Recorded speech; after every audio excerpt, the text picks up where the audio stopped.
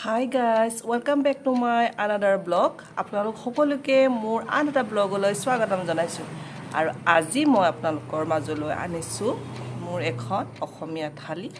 আৰু মই কি বনাইছো তাৰ ৰেচিপি হৈতে মই থালিখন আগবঢ়াইছো আপোনালোকলৈ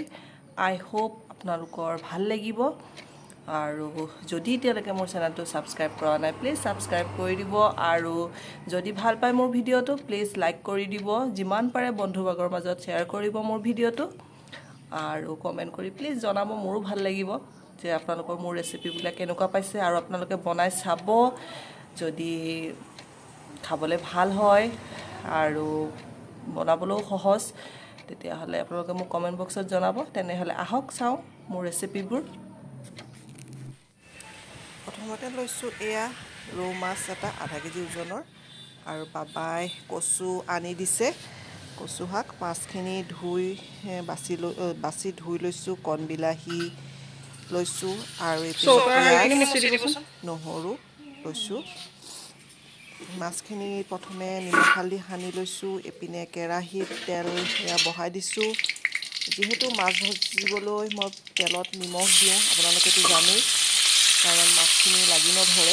নিমখ দিলে এনেকৈ মই মাছটো প্ৰথমে ভাজি লৈছোঁ অলপ ৰঙচুৱাকৈ ভাজিছোঁ মাছখিনি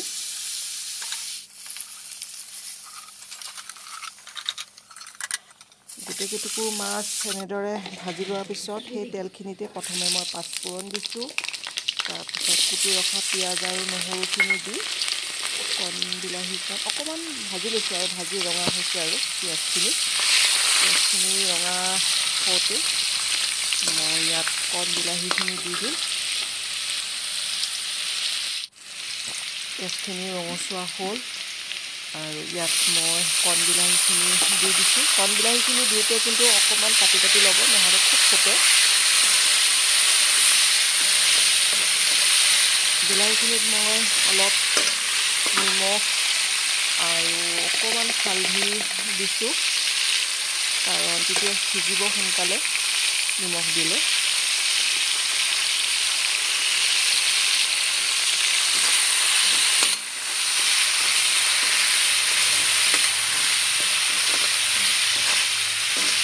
এনেদৰে মই ভালদৰে ভাজি লৈছোঁ বিলাহীখিনি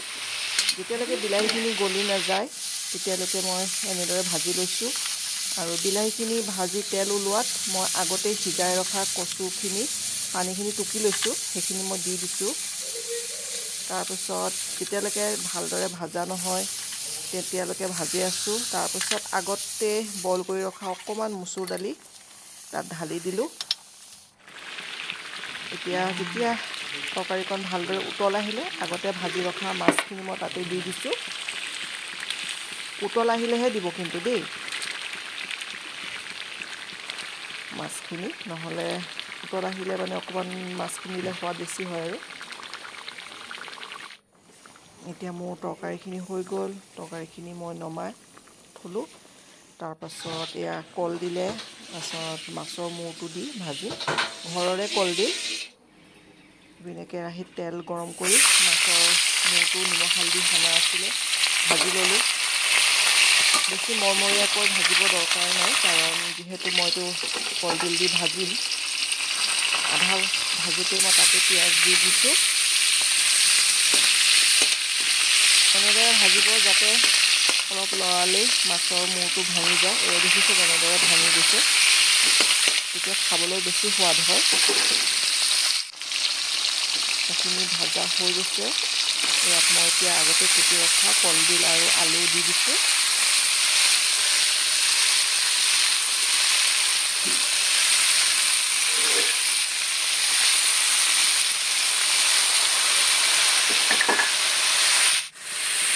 এতিয়া মই ইয়াত জোখমতে নিমখ হালধি দি দিছোঁ আপোনালোকে দেখিছে মোৰ খাদ্য তালিকাত মছলা কোনো মই ব্যৱহাৰ কৰা নাই একেবাৰে থলুৱা খাদ্য স্বাস্থ্যৰ পক্ষে বিৰাটেই ভাল সেইখিনি ভালদৰে লৰাই লৈছোঁ ইয়াত মই পানী অকণমান এড কৰিছোঁ, কিন্তু পানীটো দিয়া মই দেখুওৱা নহ'ল। অকণমান বেছি নহয় আৰু 2 হেতামান পানী ইউজ কৰিছোঁ। পানীটো ইউজ কৰিলে মানে নিমখ হালধিখিনি ভালদৰে মানে সোমায় আৰু। তাৰপিছত যেতিয়ালৈকে ইয়াৰ পৰা তেল নোলায় আৰু ৰঙচুৱা নহয় তেতিয়ালৈকে মই এইখিনি ভাজি ল'ম।